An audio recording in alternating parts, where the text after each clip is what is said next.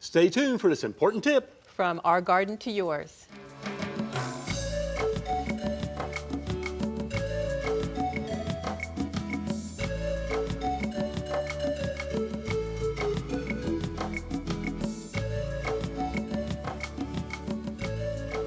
Everyone should have a garden. You know, hardly a meal goes by that we don't eat something that's been harvested from the garden.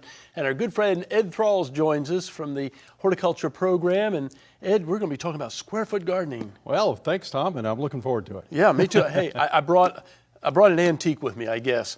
The Square Foot Gardening book by Mel Bartholomew. Wow, that's the first issue. That's the first issue. Too. He gave me this after doing a TV program with him in 1983. So it's been around for a good while. Been around a good while. He developed his system in Long Island back in the 70s when he was trying to establish a community garden. Yeah. And he couldn't get answers to some of his gardening questions as a newbie, so he invented a new method. There it is. He's an engineer by trade, actually. He is. He's also, what do they call those guys who, efficiency engineer, isn't he? How about that? Yeah, I didn't know exactly motion, where it time was. and motion things. Yeah, well, tell us all about it. You know, what is square foot gardening? Well, I have an example of a square foot garden. That one is exactly 1 square foot wide and square foot tall. And in a square foot garden, you'd be surprised the number of plants you can actually plant if you start thinking the way Mel wanted us all to think of gardens. Instead of planting in rows where there's a lot of wasted space and room for all of our tools and gadgets to be pulled down the row, he just eliminated the row altogether and came up with a bio-intensive method of gardening. Yeah, I like that, bio-intensive. Yeah, hold on. Now, what's growing in here? I mean, it's going all over the place. Well, I have baby lima beans growing in here, and they are a bush variety, and they are stretching a little bit because I don't have ideal sun. I should have 6 hours or more of sun every day, but because of our situation at the office, I can only get sun up till about 1 o'clock. But you know, beans will do this also. Just bush beans will run over an area like this here. But everything looks good. I mean, it's growing along. They're doing fine. It looks like they're about ready to set flowers, and I should be harvesting beans in about 2 to 3 weeks. That's what's important. When are we going to eat? That's what I was going to ask you there. About 2 to 3 weeks. And back to Mel's theory of getting rid of rows. If you look at the back of your seed packets, and here's one for you.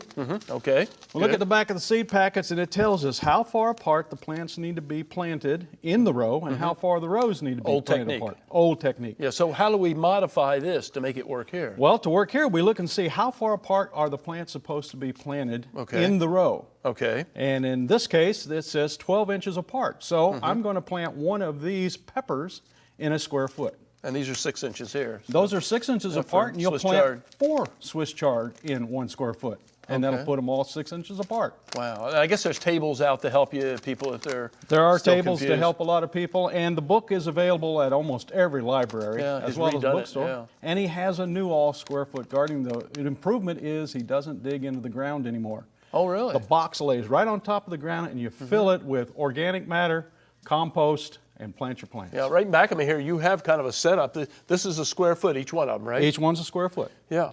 And that represents a garden that is 4 feet wide and 4 feet long, or 16 squares to plant them out. And if you use the spacing on the back of the seed packet, you can see I could plant 4 lettuces or 4 marigolds. We don't want to forget our flowers because they'll attract a lot of our beneficial insects. 16 carrots, 9 beans, just like I have here. Wow. 9 beets. He says you could plant 1 tomato in a square foot. What do you think? Forget it.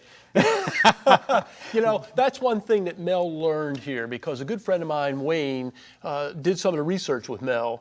And what they found is that in Florida, things are a little different. Our plants grow much more freely.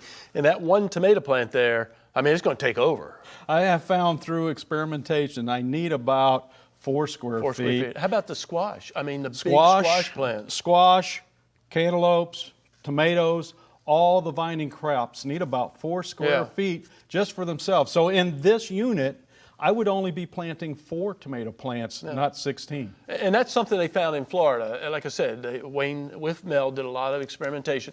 They just found that our plants get bigger, take a lot of room. And the other thing, and I add to this, trellis things up. Trellis things up. If you can get them up off the ground, even watermelons can be trellised. All you need to do is tie them up with some old pantyhose, and they'll grow right up. Some kind of vertical support keeps them off the ground, keeps diseases off of them.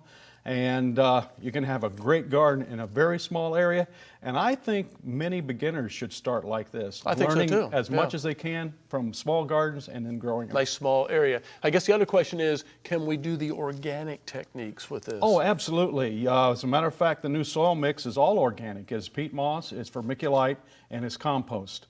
And from that point on, every time you harvest, you replenish the compost, you never replenish the other components, and you can garden with organic fertilizers if you wish. You can use all of the organic pesticides, and most importantly, because it's so small and compact, just about all of your pest problems are handled with your fingers. Good. Ed, thank you very much. Hey, if you have a question about gardening, call Ed at the Orange County Extension Office, whether it's square foot gardening or even the conventional technique. I use a lot of conventional techniques too.